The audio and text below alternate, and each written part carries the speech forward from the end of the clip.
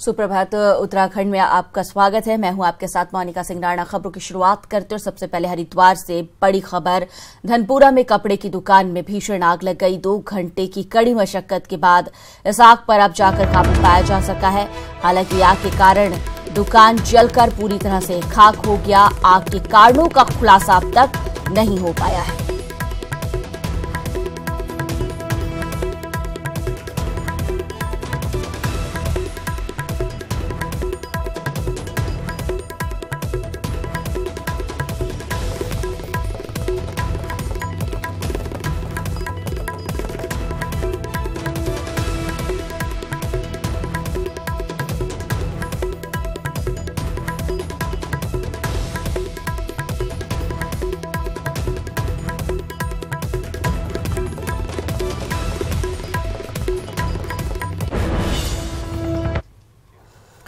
हरिद्वार से खबर। एनडी तिवारी की अस्थियों का आज विसर्जन किया जाएगा। अस्थियों का विसर्जन बेटे रोहित शेखर तिवारी करेंगे।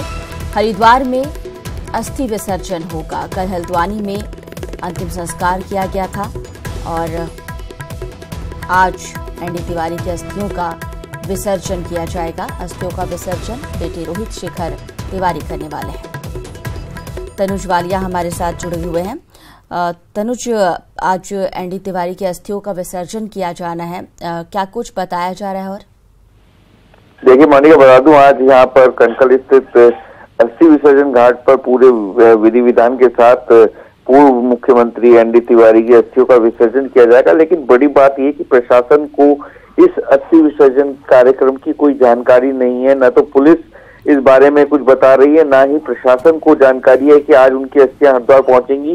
तो एक बड़ा सवाल है कि एक पूर्व मुख्यमंत्री की अस्थियां हरिद्वार में विसर्जित की जानी है, लेकिन प्रशासन और शासन को इस बारे में कोई जानकारी नहीं है। लेकिन ये बताया जाएगा कि उनके बेटे जो रोहित शेखर है वो अपने परिजनों के साथ दोपहर में किसी समय हल्द्वानी से अस्थियां लेकर हरिद्वार पहुंचेंगे और यहाँ पर पूरे विधि विधान के साथ उनके तीर्थ पुरोहित का अंतिम जो कर्म होता है ये अस्थि विसर्जन का, इसको कराएंगे। जी मोनिका। तनुज, इसके अलावा और भी कुछ जानकारी मिल रही है कि कौन कौन से लोग भी और मौजूद रह सकते हैं? देखिए, अभी जिस तरीके से जो बात आ रही है उसमें किसी को जानकारी नहीं दी गई है कि कौन कौन आएगा। बाकी अभी जब अस्थियां यहाँ पहुंचेंगी तब पता लगेगा कि बड़े कांग्रेसी नेता भी कुछ शामिल होंगे या नहीं होंगे। जी मोनिका, शुक्रिया इस तमाम जानकारी के लिए आपका। तनुज वाली हमारे सहयोगी तमाम जानकारी मुहैया करा रहे बता रहे थे कि एनडी तिवारी की अस्थियों का आज विसर्जन किया जाएगा। दोपहर बाद बताया जा रहा है कि बेटे रोहित शेखर तिवारी अस्थियों के साथ पहुंचेंगे और विसर्जन की प्रक्रिया शुरू करेंगे। हरिद्वार में अस्थि विसर्जन किया जाएगा।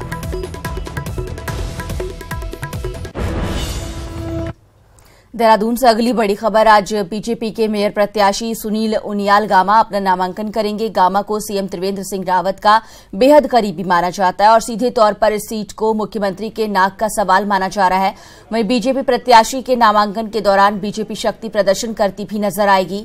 वहीं आज आम आदमी पार्टी की प्रत्याशी मैडम रजनी रावत भी नामांकन करने वाली हैं।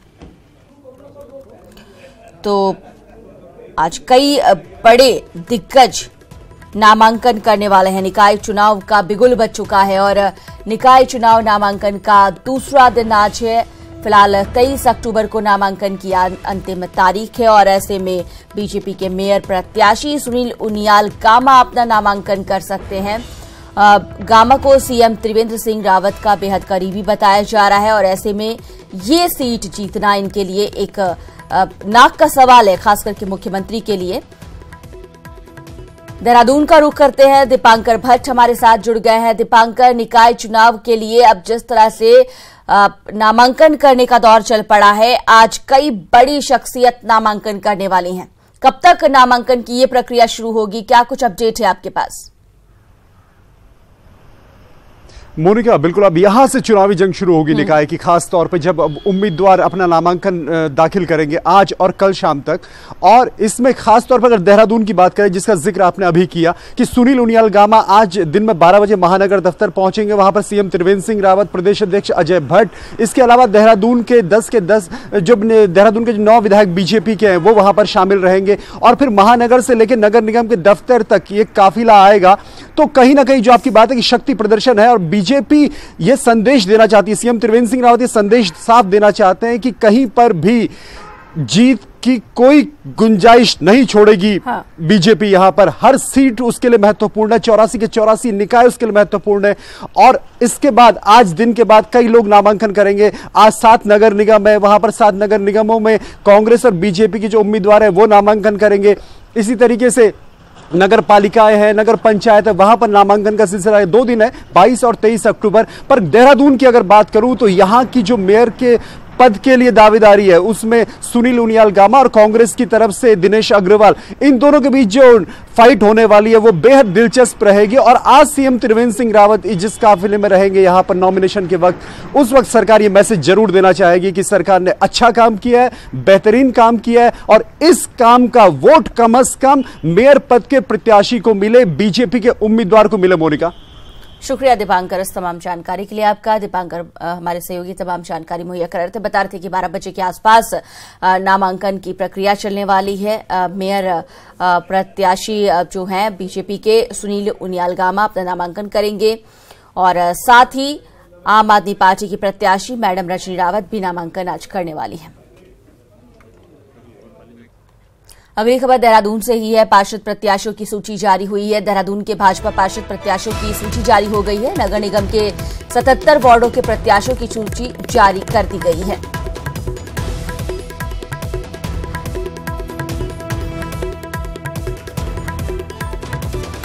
तो पार्षद प्रत्याशियों की सूची जारी हो गई है। आपको बता दें कि नगर निगम के 77 वार्डों के प्रत्याशियों की सूची जारी कर दी गई है। देहरादून के भाजपा पार्षद प्रत्याशियों की ये सूची अब जारी हुई है।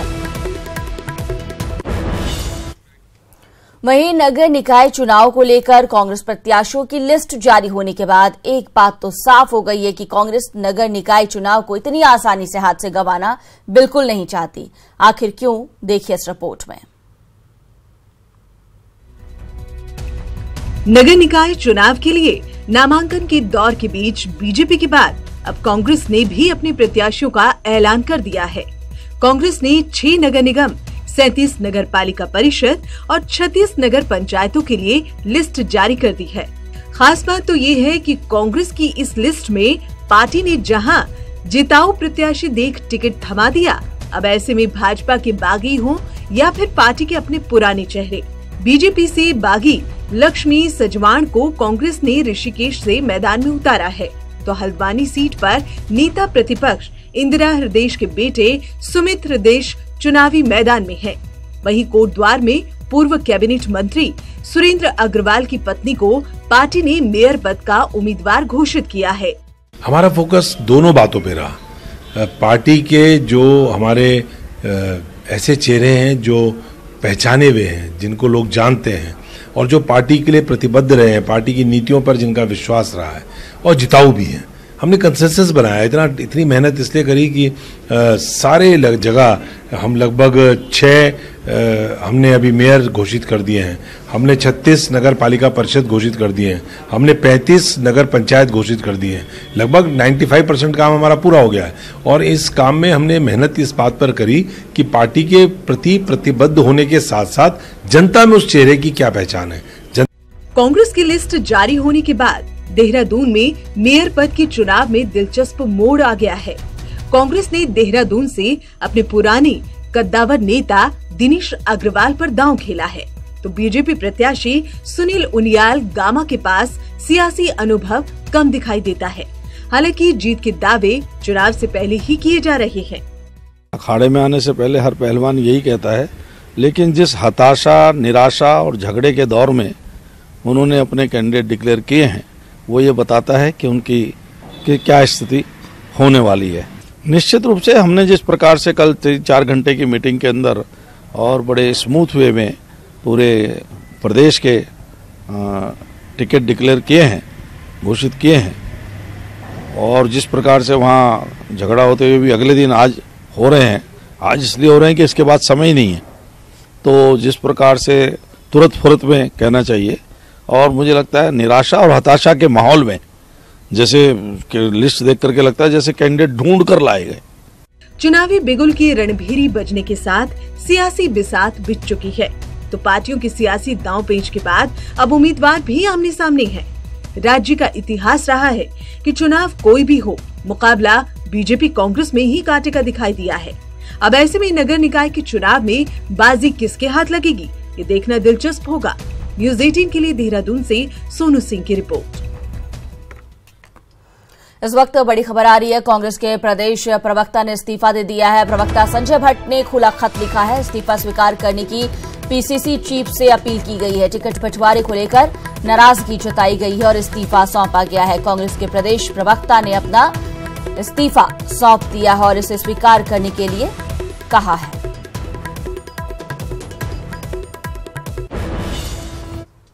निकाय चुनाव में जनता भले ही स्थानीय मुद्दों पर वोट करती हो, लेकिन अब की बार शहर की सरकार बनाने के लिए नई बिसात बिछाई जा रही है। कांग्रेस और भाजपा दोनों ही बड़ी पार्टियां राष्ट्रीय मुद्दों पर चुनावी मैदान में उतरने जा रही है।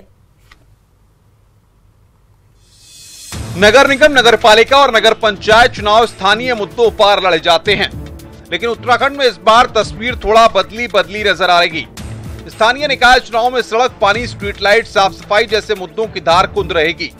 सत्ताधारी भाजपा ने केंद्र सरकार की कल्याणकारी योजनाओं का बखान करने के साथ ही त्रिवेंद्र सरकार की करप्शन के खिलाफ जीरो टॉलरेंस की मुहिम को चुनावी हथियार और सुशासन के रूप में प्रचारित करने का प्लान तैयार किया है। भाजपा जानती है कि कुछ समय बाद लोकसभा चुनाव होने हैं, लिहाजा स्थानीय निकाय चुनाव के बहाने केंद्र की मोदी सरकार की उपलब्धियां गिराने के लिए वार्ड स्तर तक रूपरेखा तैयार की गई है। त्रिवेंद्र सरकार पारदर्शी सरकार, भ्रष्टाचार पर जीरो टॉलरेंस दिखाने वाली सरकार, ये जनता जानती है। हमने किस प्रकार से NH 74 में 2 दर्जन से ज़्यादा लोगों को जो जेल भेजने का दूसरों का ऑर्डर करते थे उनको भी जेल में भेजा है। तो भ्रष्टाचार पर हमने कतई समझौता नहीं किया।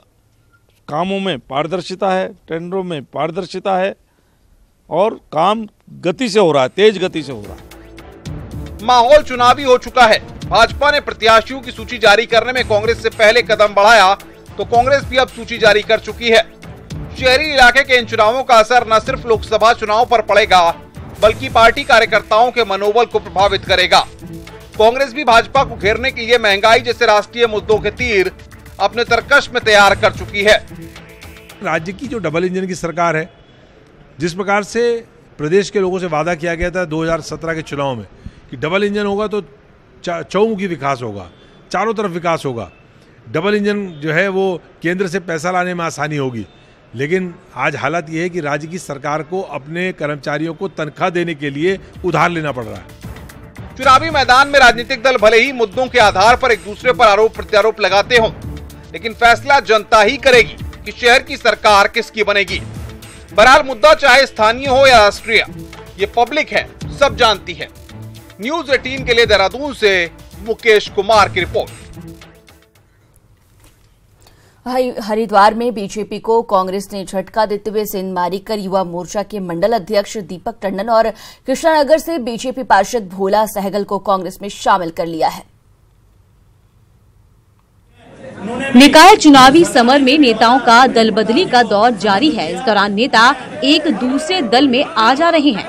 कांग्रेस के शिवालिक नगर नगर पालिका से महेश प्रताप राणा के टिकट मिलने से खफा महिला कांग्रेस की जिला अध्यक्ष किरण सिंह ने पार्टी से इस्तीफा दे दिया, तो वहीं बीजेपी में सेंधमारी कर कांग्रेस ने कृष्णागढ़ से पार्षद भोला सहगल और बीजेपी युवा मोर्चा से मंडल अध्यक्ष दीपक टंडन को पार्टी में शामिल कराकर तगड़ा झटका दिया है। भारतीय जनता पार्टी को मैंने 15 साल से अधिक समय दिया और उन्होंने हमारे पार्टी के सभी कार्यकर्ताओं को छल करके भारी कार्यकर्ताओं को लाकर टिकटें देने का वादा करा और उनको ज्वाइनिंग कराई। इससे हमारा पार्टी का सारे कार्यकर्ता हताश हैं और हो सकता है अभी 2-4 ज्वाइनिंग और हो। बड़े बड़े जितने भी पदाधिकारी हैं सब कांग्रेस में ज्वाइन करेंगे। वहीं हरिद्वार शहर से मेयर पद की प्रत्याशी अनीता शर्मा ने टिकट मिलने के बाद पार्टी शीर्ष नेतृत्व का धन्यवाद देते हुए शहर में बेहतर व्यवस्थाएं देने का दावा किया, तो वहीं शिवालिक नागर से नगर पालिका अध्यक्ष प्रत्याशी महेश प्रताप राणा ने कहा कि पार्टी ने जो जिम्मेदारी दी है उसके लिए मैं पार्टी शीर्ष नेतृत्व का धन्यवाद करता हूँ। गरीब परिवार की बेटी हूँ और मैं चाहूँगी जैसे जनता के बीच में आई हूँ और मेरा पति तो 15 साल से मतलब जनता की सेवा कर रहा है और मैं भी करती हूँ उनके साथ में। मैं ये चाहूँगी कि आप लोगों का सबका सहयोग चाहिए मेरे को और जी ये मेरा आदमी तो खुद अपने आप पैसे लगा के मतलब सफाई करवाता है। आज तक इतनी गंदगी हो रही है, दुनिया कहती है खुदा कहाँ है, हरिद्वार में आके देखो सारे में खुदा ही खुदा है।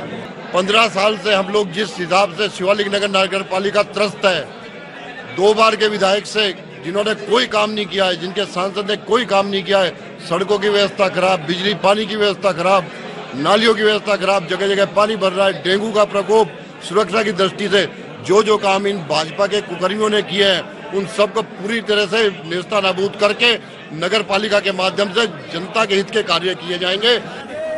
चुनावी समर में नेताओं का आया राम गया राम का दौर तो जारी है, लेकिन देखना दिलचस्प होगा कि चुनावी गणित में किसके सर ताज सजेगा या कौन कौन से नेता दल बदली के बाद भी अपने आप को ठगा सा महसूस करेंगे। न्यूज़ 18 के लिए हरिद्वार से तनुज वालिया की रिपोर्ट।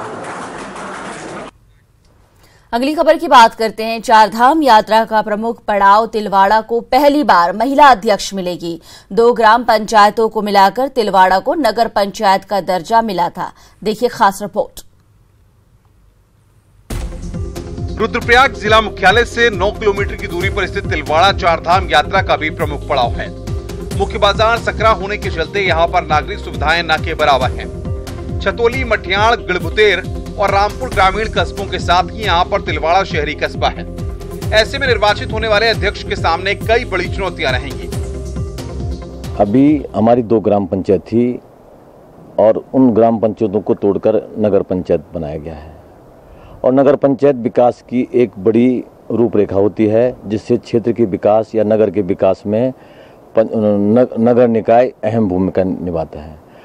प्रथम नगर पंचायत होने के कारण और प्रथम आरक्षण सीट महिलाओं के लिए आरक्षित की गई है। महिलाओं को आगे करने के लिए सरकार ने एक बहुत अच्छा ठोस कदम उठाया है। स्थानीय लोगों का मानना है कि भले ही अध्यक्ष पद पर महिला आरक्षित हुई है, बावजूद इसके विकास कार्यों में कोई भी समस्याएं नहीं आएंगी और सामुदायिक सहभागिता के आधार पर नगर का विकास किया जाएगा। जी, तिलवाड़ा जो नगर पंचायत बनी है ये ग्रामीण एरिया को मिला करके बनी है और जो ये बाजार का क्षेत्र है बिल्कुल संकुचित बाजार है।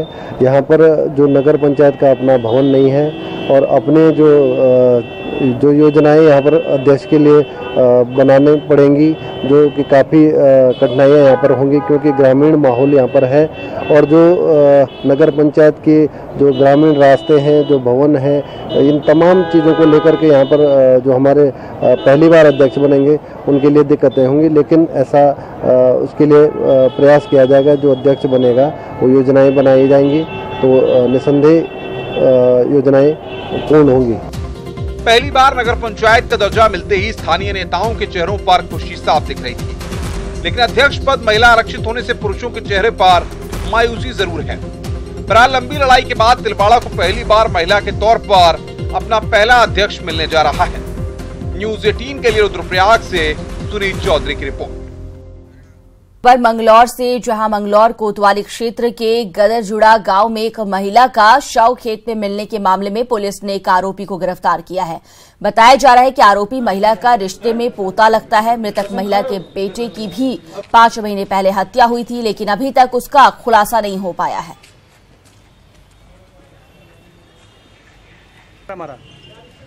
घटना में शामिल अपराधी की भी खोजने का प्रयास करती रही, जिसमें एक अपराधी सत्यपाल गिरफ्तार हुआ। वो इस महिला का पोता ही लगेगा। उसने 19 तारीख की दोपहर में इस महिला को खेत में जाते हुए देखा और इनके पीछे लग गया, गलत हरकत करने के लिए प्रयास किया, जिसमें महिला ने विरोध किया। पर्यटन के क्षेत्र में टिहरी झील को अलग पहचान दिलाने के लिए बनाई गई राजीव गांधी साहसिक खेल अकादमी का 3 साल बाद भी संचालन नहीं हो पाया। क्या है मामला, देखिए टिहरी से हमारे संवाददाता सौरभ सिंह की स्पेशल रिपोर्ट। टिहरी झील और आसपास के क्षेत्र में साहसिक पर्यटन गतिविधियों को बढ़ावा देने के लिए वर्ष 2015 में केंद्रीय वित्त पोषित योजना के तहत राजीव गांधी साहसिक खेल अकादमी का निर्माण कराया गया, लेकिन आज तक इसका संचालन नहीं हो पाया। जी हां, करीब 3 करोड़ 85 लाख की लागत से निर्मित राजीव गांधी साहसिक खेल अकादमी गोवा के बाद पूरे भारत में वाटर एडवेंचर स्पोर्ट्स का दूसरा स्टीफाइड ट्रेनिंग इंस्टीट्यूट है, जहां वाटर, लैंड और एरो एडवेंचर स्पोर्ट्स का संचालन किया जाना था और ट्रेनिंग दी जानी थी, लेकिन उद्घाटन के बाद से पर्यटन विभाग की लापरवाही के चलते इसका आज तक संचालन नहीं हो पाया है और झील के किनारे अकादमी शोपीस बनी हुई है। यहाँ के जो युवा है, अगर आप प्रेजेंट टाइम की बात करें, वाटर स्पोर्ट्स की बात करें, तो उनको ट्रेनिंग लेने के लिए गोवा जाना पड़ रहा है। और यहाँ पे इतना बड़ा इंस्टीट्यूट है और इतनी बड़ी झील है हमारे पास, और जहाँ पे ट्रेनिंग की पूरी संभावना है, सारी ट्रेनिंग वहाँ पे हो सकती है। उसके बावजूद भी हमारे युवाओं को यहाँ से बाहर जाना पड़ रहा है ट्रेनिंग के लिए। हमारे बेरोजगार युवा लोग हैं तो उनको गोवा नहीं जाना पड़ेगा। अगर ये स्टार्ट हो जाता है तो हमारे स्थानीय बेरोजगार यहीं पे ट्रेनिंग लेके अपना भविष्य बना सकते हैं। पर्यटन अधिकारी का कहना है कि शासन स्तर पर अकादमी के संचालन के लिए नियमावली बनाई जा रही है और अकादमी का पूरा प्रारूप पर्यटन मुख्यालय स्तर से तैयार किया जा रहा है।